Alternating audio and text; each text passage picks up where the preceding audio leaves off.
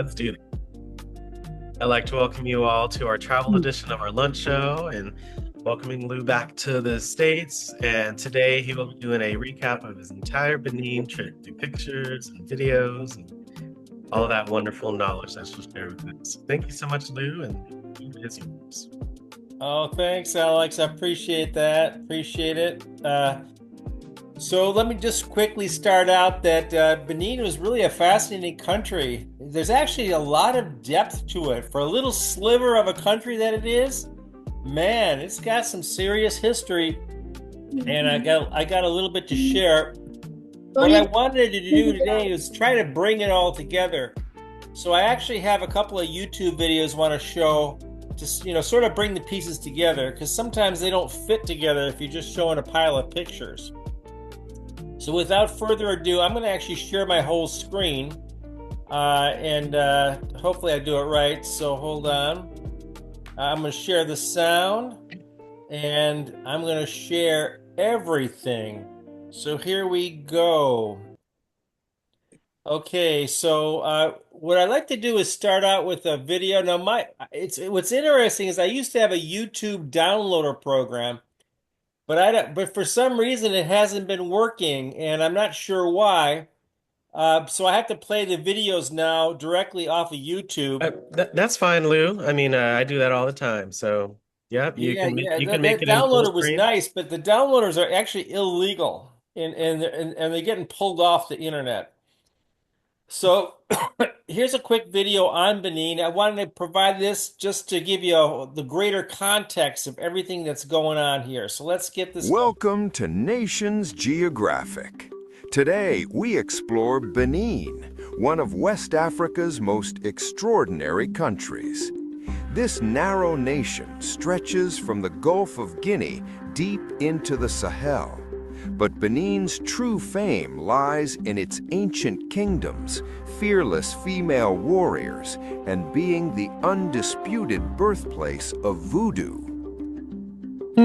Benin was home to the mighty kingdom of Dahomey, one of Africa's most powerful empires from 1600 to 1904. Dahomey's kings built magnificent palaces in Abomey, now UNESCO World Heritage. This kingdom dominated West Africa through military power, sophisticated administration, and controlled the entire regional slave trade. Dahomey had the world's most feared female army, the Agoji, called Dahomey Amazons by Europeans. Up to 6,000 women warriors served as the king's elite force, trained to be ferocious in battle. European soldiers reported these women fought harder than male soldiers. The 2022 film, The Woman King, told their story. Benin is the undisputed birthplace of voodoo. This ancient religion originated here 350 years ago and spread worldwide through the slave trade, reaching Haiti, Brazil, and Louisiana. Every January 10th, Benin celebrates National Voodoo Day. Over 17% of Beninians practice traditional voodoo alongside Christianity and Islam. Ouidah holds one of history's most haunting sites, the Door of No Return. This coastal town was West Africa's largest slave trading port. Over 1 million enslaved Africans walked the Route des Esclaves through here, never to return. Today, a powerful monument marks where they entered the Atlantic forever. Benin hides Africa's most extraordinary village, Ganvier, called the Venice of Africa. Built entirely on stilts above Lake Nokoué, this floating city houses 20,000 people. Residents travel only by canoe. No roads exist. Ganvier was built centuries ago to escape slave raiders who feared water. Benin protects one of West Africa's last great wildernesses, Pendjari National Park. This UNESCO Biosphere Reserve shelters the last viable lion population in West Africa. Elephants, hippos, buffalo, leopards, and cheetahs roam freely. Penjari remains one of Africa's best-kept safari secrets, untouched by mass tourism. Benin, where ancient kingdoms rose and fell, where fearless women warriors made history, and where voodoo was born. Thank you for exploring Benin with So what do y'all think of that? It sort of brings it all together of what I've been showing. I think you've seen almost all of that, right, in my pictures, with the exception of that national park. Mm, mm, We also watched The Woman King before too, so that makes sense. Yeah, yeah. mm, mm, mm. So what's interesting is just the depth of history that they've got, and documented history and the interaction with foreigners. Also this was the largest port where people were enslaved in all of West Africa, and the vast majority of enslaved people in the United States came from here. Uh, I'm curious if anybody on this call has ever done one of those, 23andMe or Ancestry DNAs. Has anybody ever done one? I want to. I haven't. No. They're not on the call today. I think it was Okay. Doris. Didn't Hmm. Doris and Cassandra do it? Yeah, they're not on today, but yeah, we've had a few, but not I'd a lot like of people haven't. There, there's I'd a like de to. there's a decent chance that a lot of folks are even on this call can genetically trace themselves back to Benin, to this specific area. If you ever have a chance to do that test. So yeah, really really fascinating place. And I never knew myself. So I'm going to jump into a couple of pictures here, and then I'm going to jump back to a video. So let's get this going. So y'all remember this picture from last week? Yeah. Yeah. Yes. So That's that's the Amazon warrior that they talked about, the women warriors, very highly revered, and you heard about what they said about it. And then this right here is the holy of holies for voodoo, and I just wanted to recap this. The Temple of Pythons. Y'all remember? I think I showed you these pictures. Yeah. Yeah. My God. Mm, mhm. amazing. And this is in Oh my gosh. this is in Ouida, and I'm sort of overlapping a little bit with last week. And that's Steve and the Python.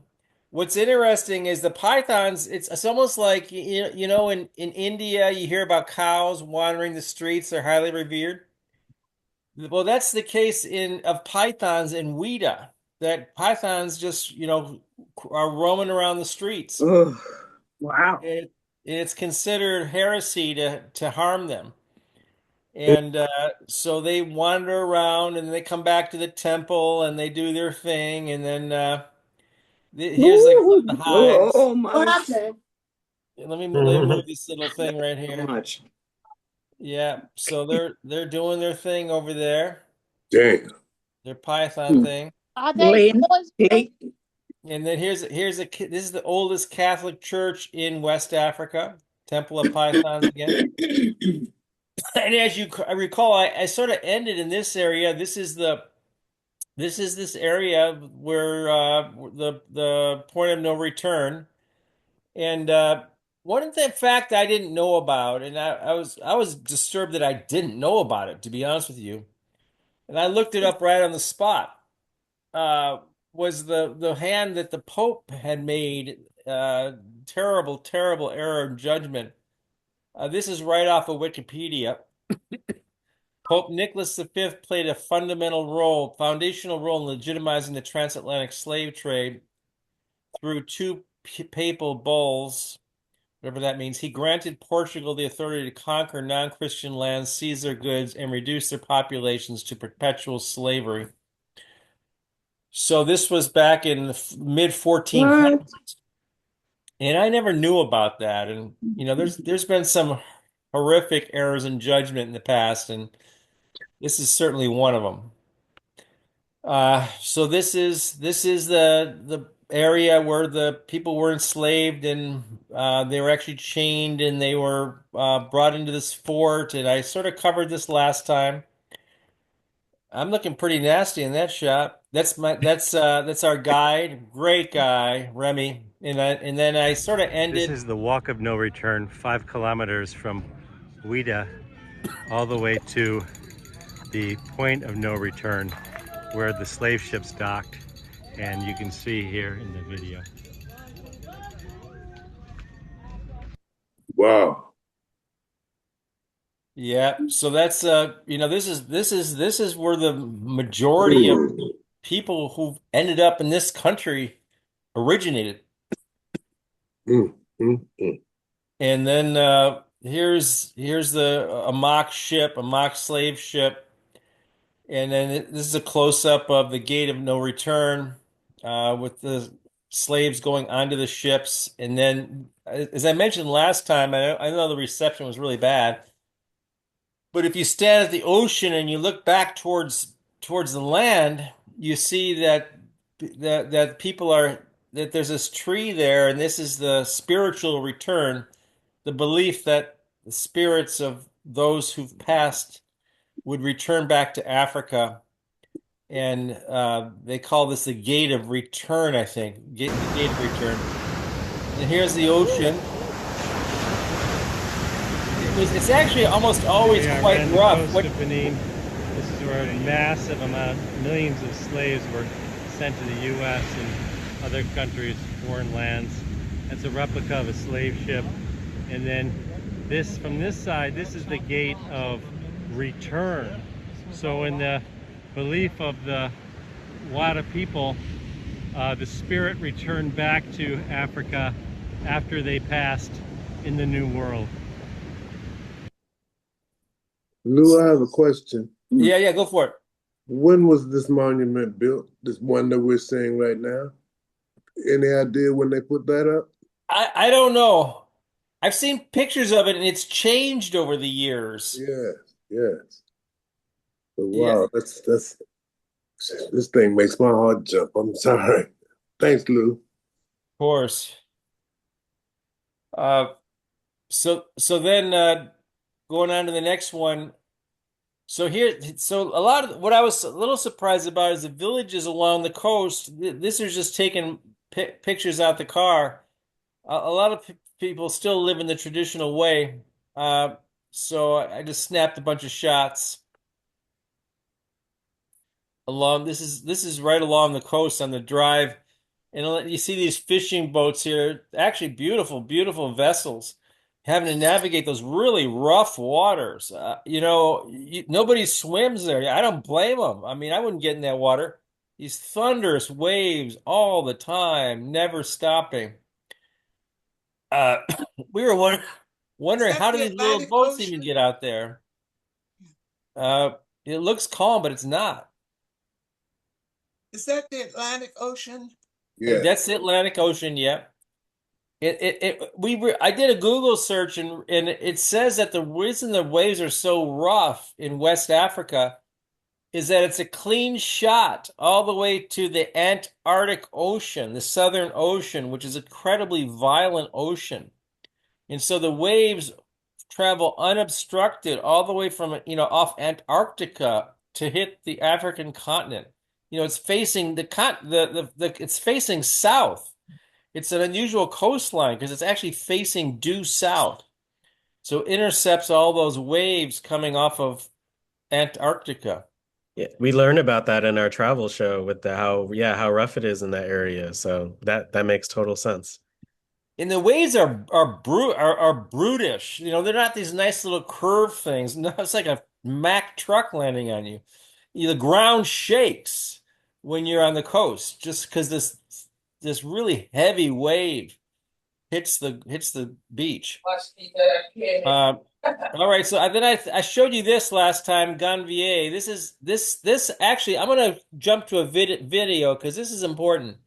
This village of Ganvier is Really a fascinating place. So it'll take me a second to cue this up. Hold on. I'm sharing all my stuff here, so let's just see if I can do this right. Uh, so let me just copy that, and then I'll get it You in know, you could my. always just if you double click it, it should automatically load up. Oh, okay, okay. I'll do that next go around. Uh, see if my laptop's been giving me some trouble. Yep, I may it's have to okay. do it this go around. That's fine. You can hit the return key and enter it in. Oh, okay. Yeah, it's not. There we go. Welcome to Nations Okay, this Geographic. looks familiar. Today Sorry about we this, folks. explore Benin. I'm gonna stop that. You know what's unfortunate is my laptop developed problems when I was in Benin, and I'm in the process of replacing it. It was so hot there that it became like a medical emergency kind of thing. Like Steve and I began to experience heat stroke, where your vision becomes narrow and stuff. It was Oh, crazy hot. Uh,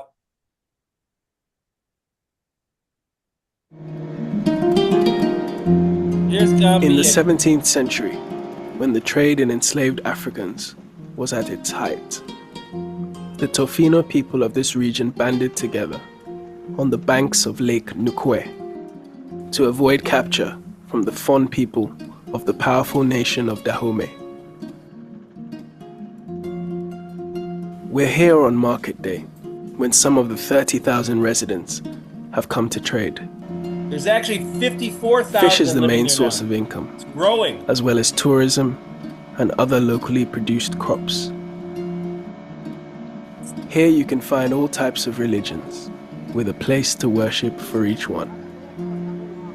It's equipped with a hospital, hotels, and even has 2 leaders, one traditional and one democratically elected. Today, Gambia is part of the Republic of Benin and is located just 11 kilometers north of the commercial capital of Cotonou.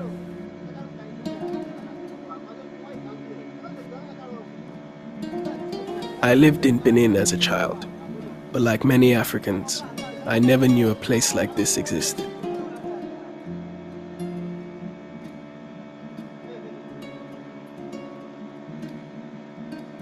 I want to find out why people would be so frightened that they would build an entire town on water.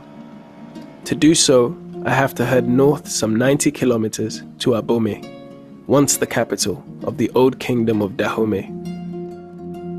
Founded in 1625 by the Fon people, who themselves drew together in self-defense against the slave-raiding kingdom of Oyo to the east. The Fon fully entered history in 1650 and eventually established Abomey as its capital, deep in the forest where white men rarely came. But Dahomey's power to resist Oyo depended on laying its hands on an adequate supply of firearms and ammunition. These were traded initially with the Portuguese at the smaller coastal kingdoms of Adra and Ouida in return for enslaved Africans. The same storyline existed for these southern kingdoms: either enslave others or be enslaved yourselves. Europeans played a very good con game against the kingdoms of West Africa. With their superior firearms, they knew that if one kingdom refused to trade with them, they'd simply go to its neighbor and make the same threat. From about 1450, they played this game along the West African coastline, with every dominant kingdom around. Eventually, the Dutch, British, and French traders would get involved, and even more conflict would come about.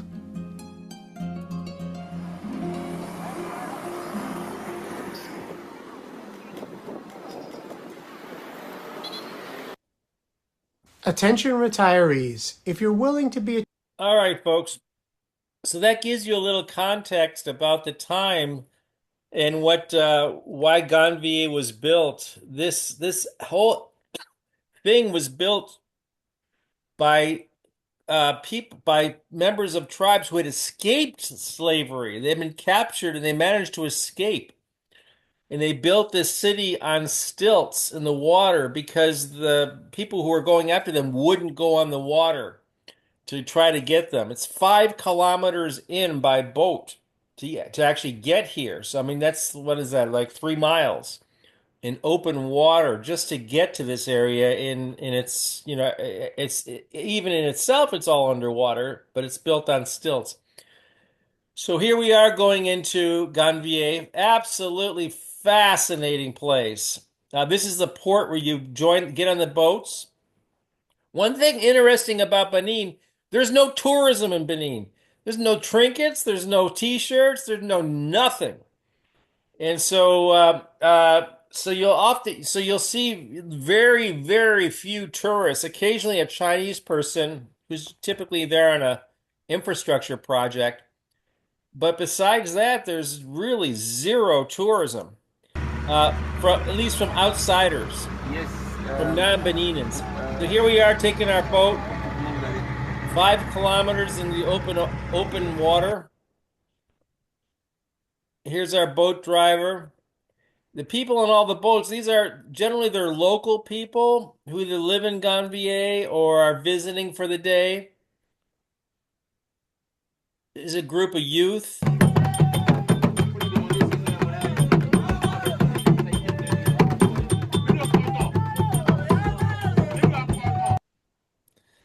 So they boarded our ship. They were very, very fascinating. Check it out.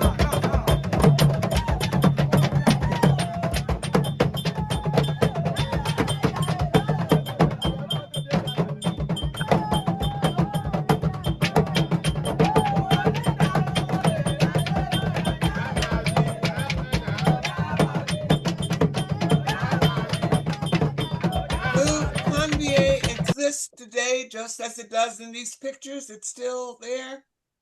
Oh, this is last week. This is taken last weekend. Yeah, Vaughn, we've Lou's been live from Benin last weekend, the week before. Yeah, but I'm surprised they're still building in the water like that. Well, it's actually growing, of all things, because it's just such a different ecosystem. Mm-hmm. And fishing is its main product, and yeah, it's really a very fascinating place. I'll show you more here. So now we're arriving in Ganvier.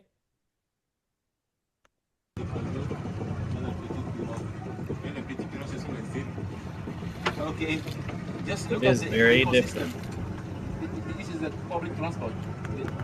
They all hold on? The one in the middle. That's a public transit, okay? It only goes, use the main circuit.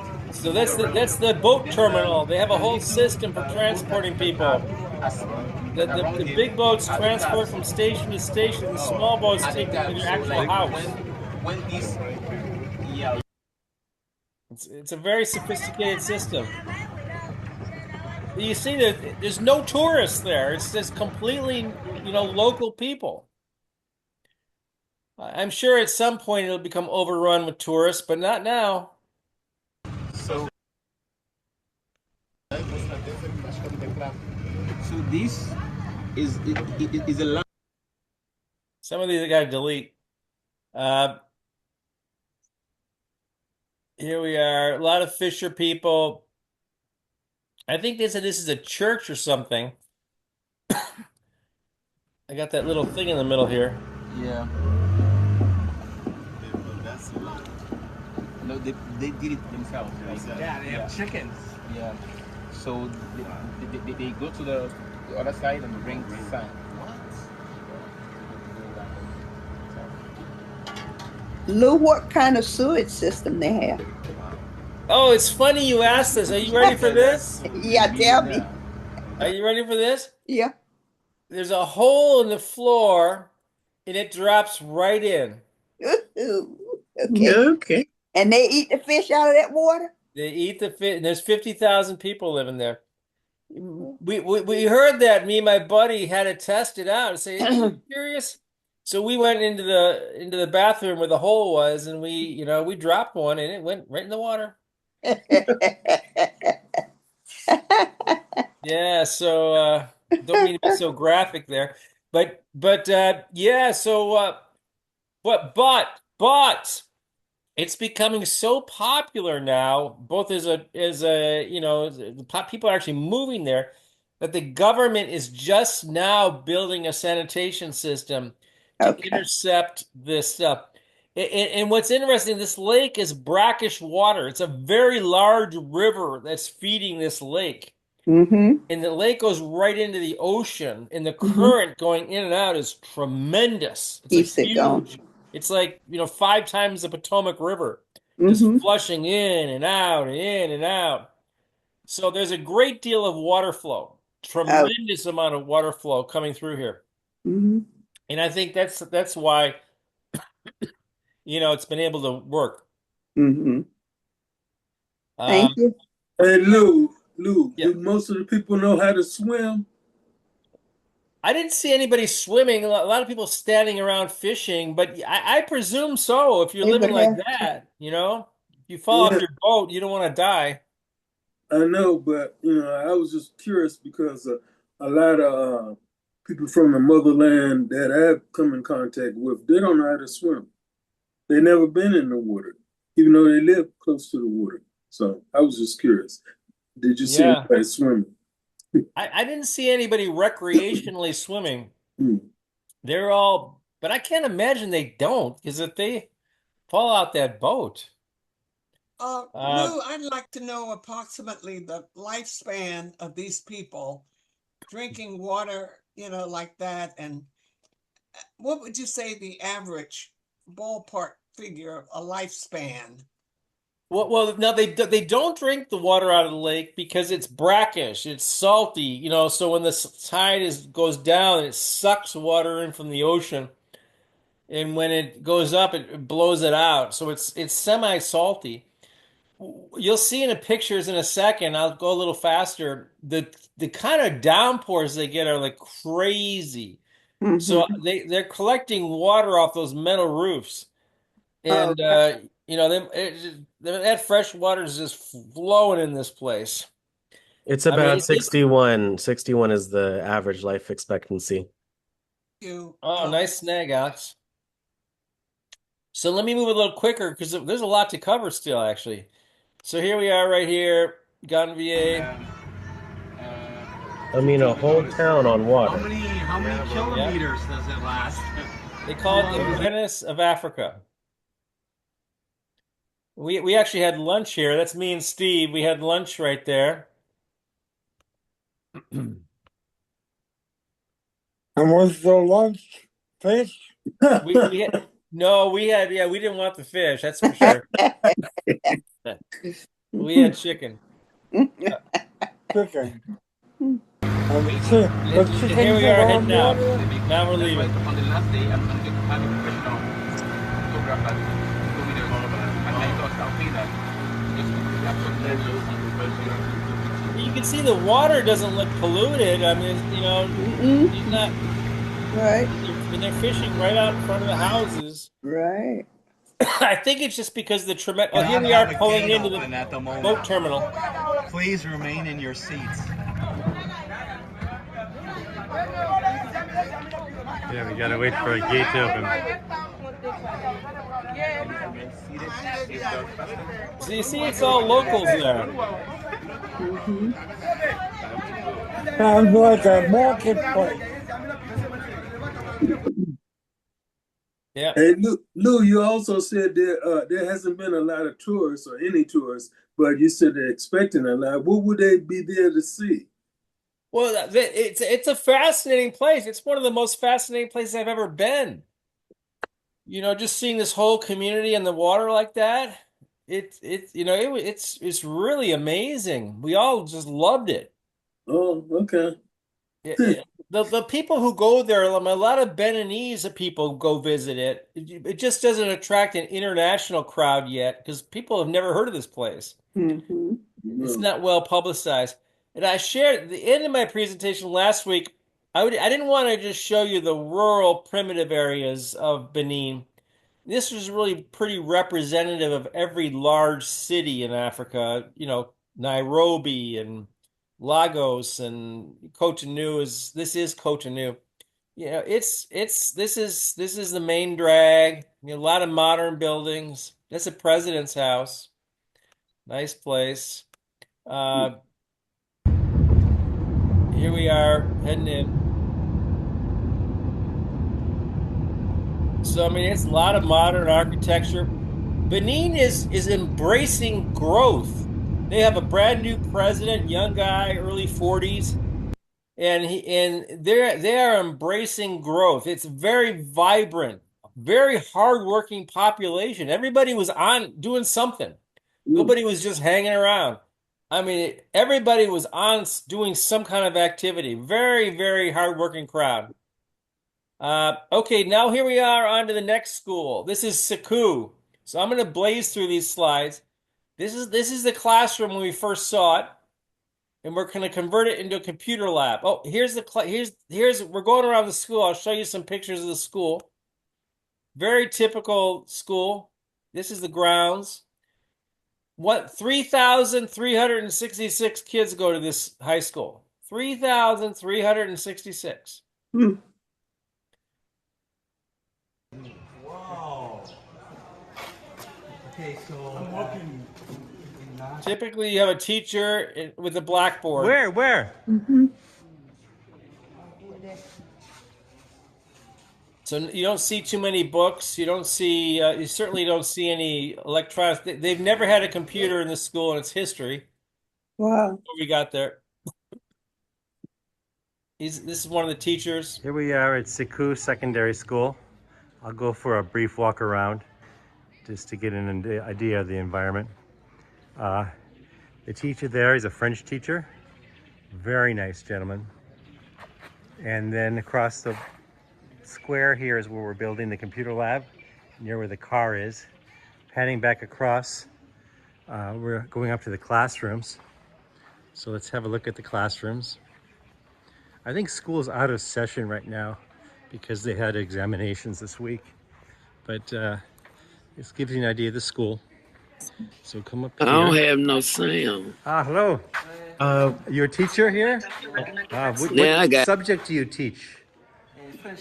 French. Bon. Merci. So here, this is the French classroom. Very nice. And all of the French studies up front. And then here we have another classroom.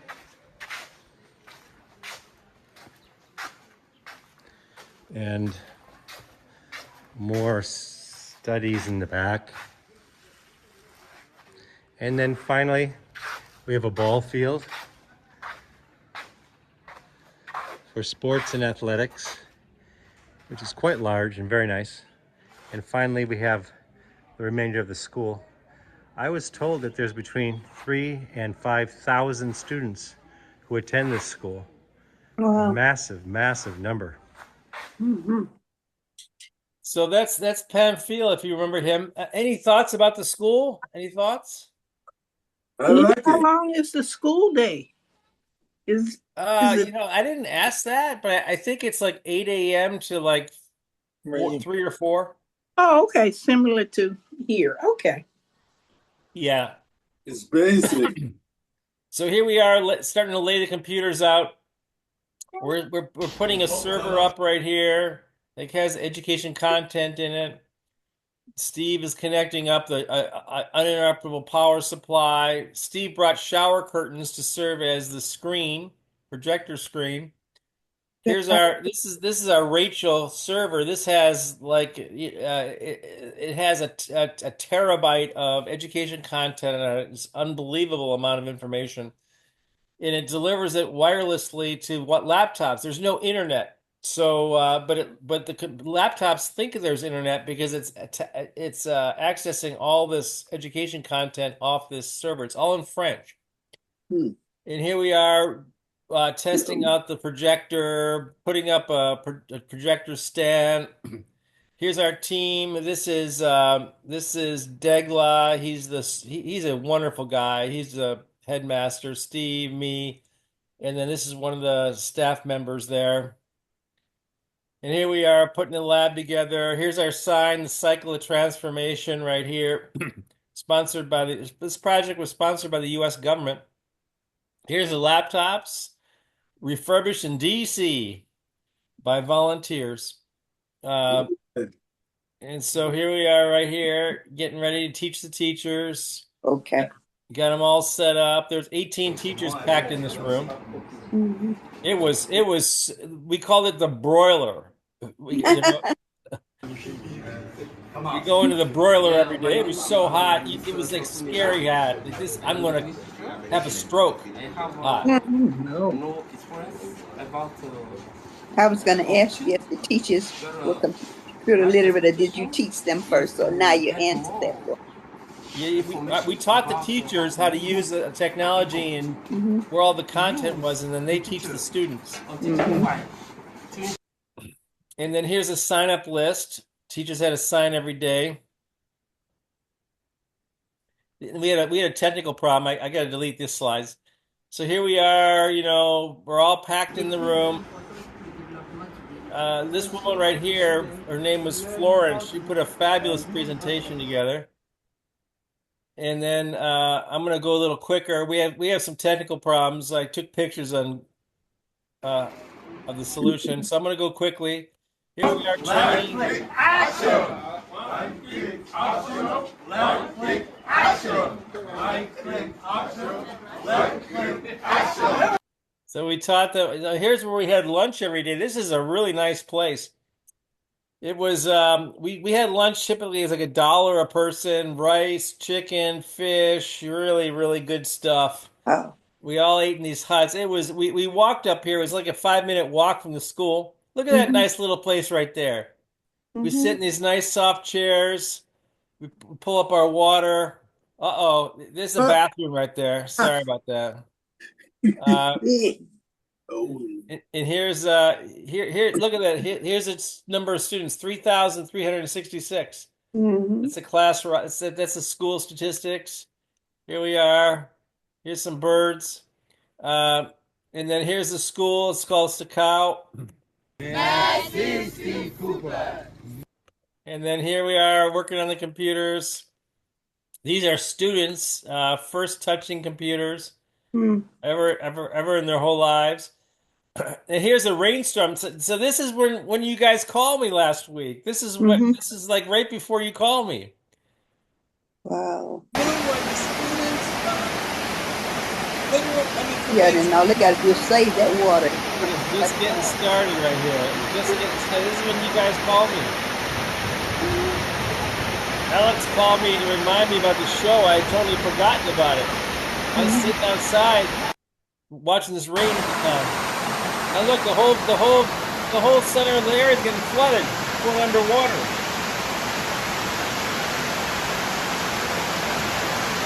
Look at the size of those raindrops. Get the first water so that they've been the lake, right? Go ahead. Well, everything's starting to go underwater right now. Lou, were the students fluent in English, or they didn't speak a word of English? Oh my goodness! In fact, most teachers didn't speak a word of English. French, right? French, most of them probably. Yeah, I've noticed in French-speaking countries, people are rarely bilingual. Like in Swahili-speaking countries like Tanzania, a lot of people spoke English. I think there's like those call it francophone, the French-speaking countries. I think they want French to be the dominant language. They don't want English. It's a little bit of pride in their language. Unlike Spanish-speaking countries. But a lot of Spanish-speaking, they don't speak English either. But some of them do. So here's the rain. This is going crazy. Okay, so I'm going to go faster here. Here's a guy transporting some swine to market. Going out. The piggy went to market. So he converted his motorcycle into a swine cart. Here we are, teaching the teachers again. Here's a 4-day training. Steve taught 2 days. I taught 2 days. Since this is off my camera, you're seeing Steve's teach. These are templates Lou, were you teaching in French? Okay, watch what he's doing here. Watch this. Watch. Can you hear that? It's awful quiet. It's translating for him. He's speaking into a Google, excuse me, an Apple phone, and we're using Apple conversation mode, and it's translating things into. It was amazingly effective. These are templates that Oh, you can use to make your presentation. If I could just turn the volume up.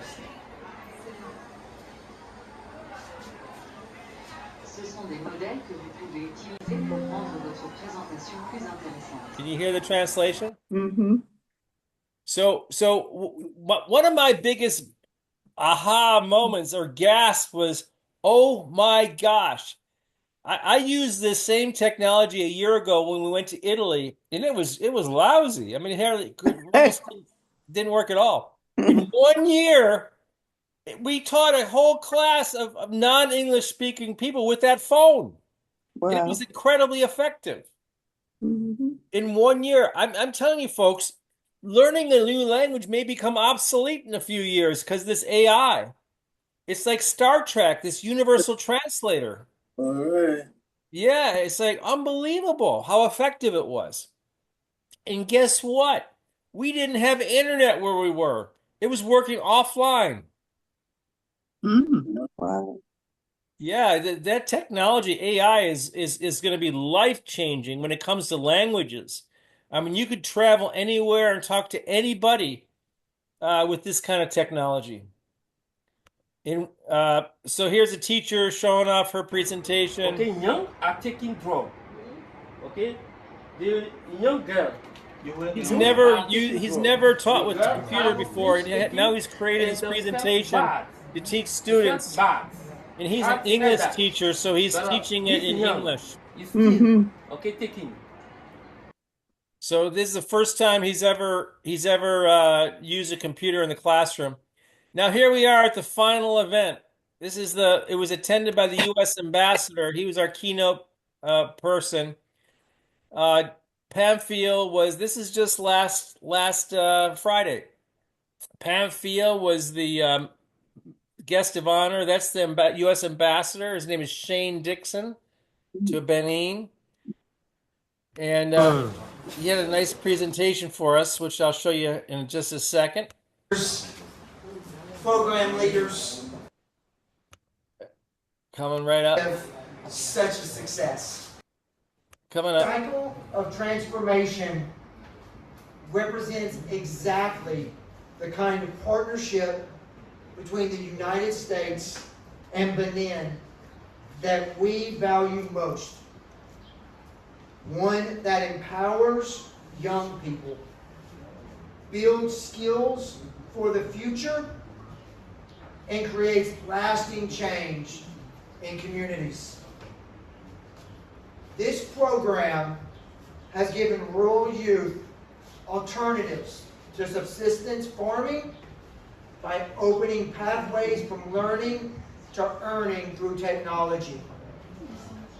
By establishing sustainable digital laboratories in secondary schools, training teachers, and providing hands-on IT vocational training, you have equipped students with the digital skills they need to thrive in the 21st century. What makes this program particularly innovative is how students themselves become agents of change, refurbishing computers from the United States and placing them in their own schools and communities. This is not just about receiving technology. It's about building capacity, ownership, and sustainability. The Mandela Washington Fellowship's reciprocal exchange component, which supports this program, embodies the spirit of mutual partnerships.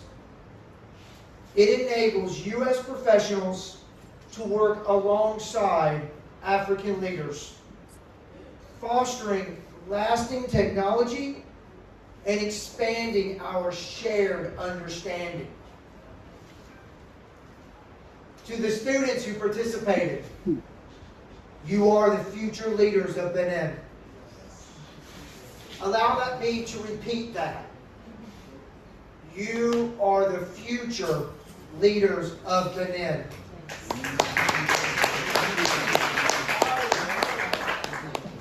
The skills you have gained here will serve you throughout your lives and careers.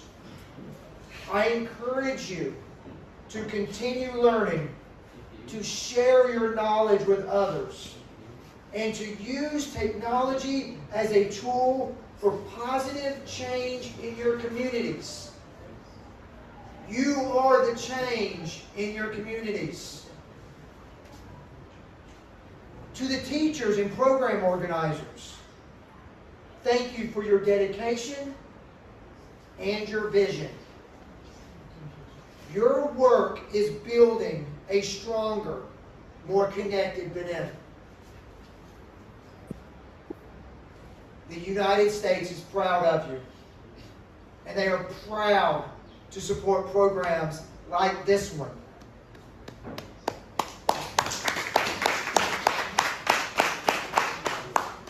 We look forward to continuing our partnership with Benin to create opportunities for young people across this country. Congratulations to everyone involved in this cycle of transformation. Merci bien. So Wild Tech has been building this model, the cycle of transformation, all the way back to 2014 in Tanzania. Year after year after year, we're advancing it and seeking support for it. And even me watching that, it's inspiring because it really matters what we're doing. It really, really matters.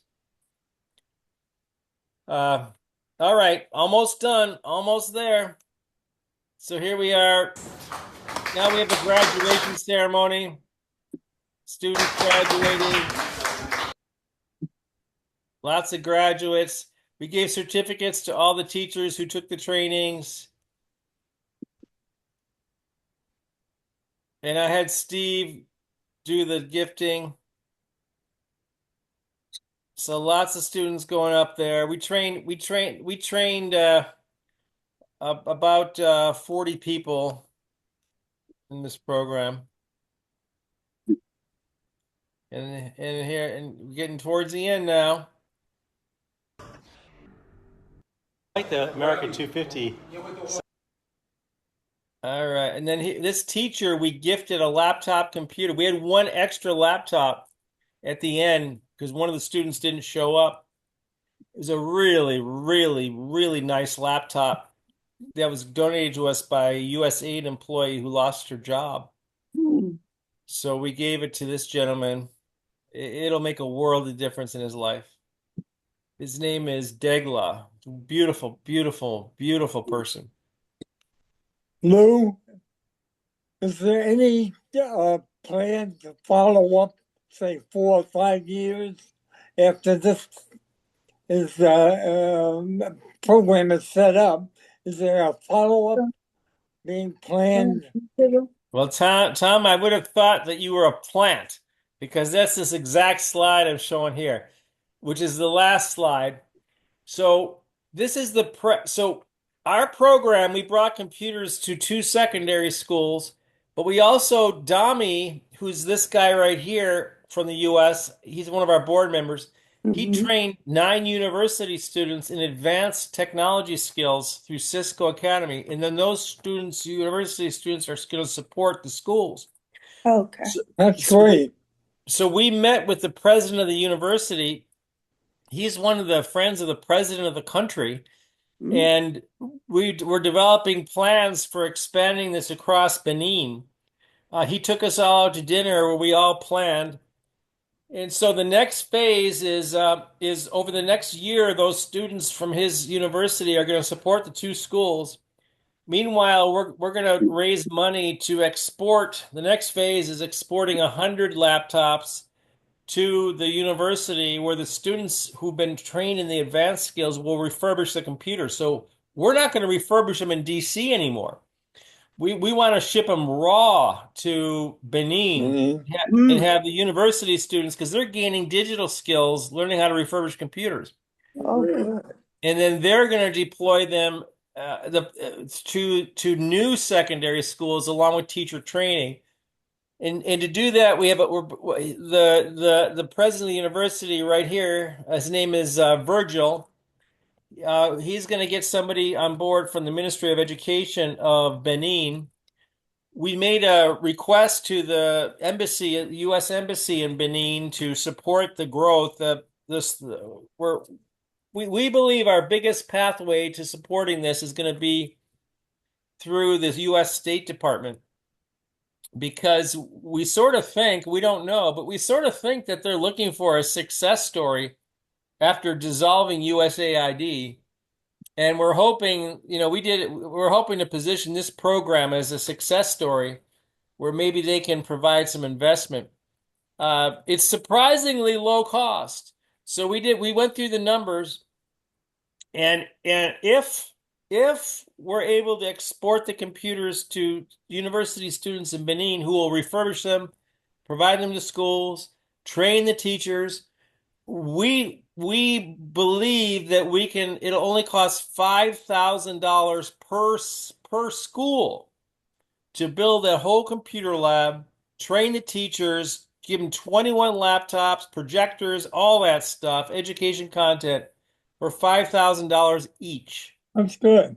Which is remarkable impact when you think that every school has between 3,000 and 5,000 students, and virtually no public secondary school in the entire country has ever had a computer, ever.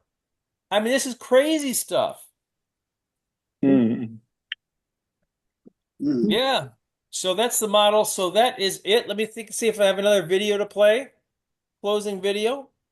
No, we don't want to hear about any more voodoo. Oh, I mean, Ron, you have a question or a comment? Yes. And then last thoughts from Lou. The gate of no return. Yeah. That monument was built in 1995. Oh, thanks, Ron. Yeah, between the Beninese government and UNESCO, the United Nations Educational and Scientific Organization. That was in 1995. Well, thanks for sharing, Ron. Okay. Thank you so much, Lou, for showcasing these pictures and videos in your journey, and we're happy you're safe. Any final thoughts before we close out for today? I was wondering if there's any way whereby people who are, getting rid of electronics could drop them off at the embassy here in Washington for shipment to some of these schools in Benin. Well, that's a good question. Interestingly, WildTech has been doing this since the whole beginning of the refurbishing industry. So we have access to so many laptops. And for us, the easiest ones to refurbish are the identical ones that we get from organizations like universities will donate large amounts to us, or government agencies, and they're all identical. Where it gets difficult to refurbish and then support thereafter is when everybody's using a different computer. So we believe that if this program expands, we'll have the capacity to get a whole lot more just by tapping into contacts that we've been working with over the last 30 years, and maybe even expanding that. I also shared some resources in the chat, Yvonne, as well. Oh, yes. Thank you, Alex.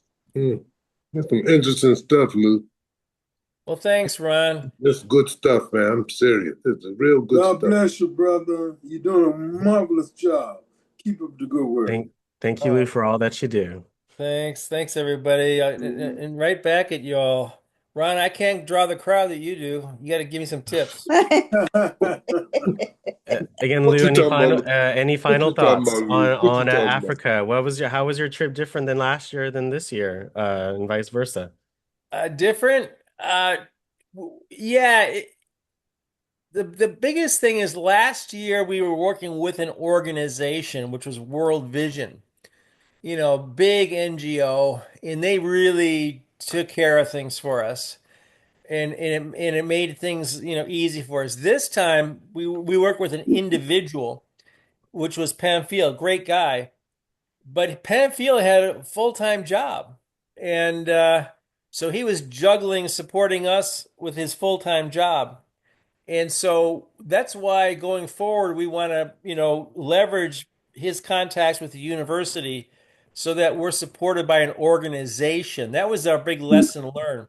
It's best that we're supported by an organization than an individual because Pamphile wasn't paid for supporting us. He had to hold down his job while he was supporting us.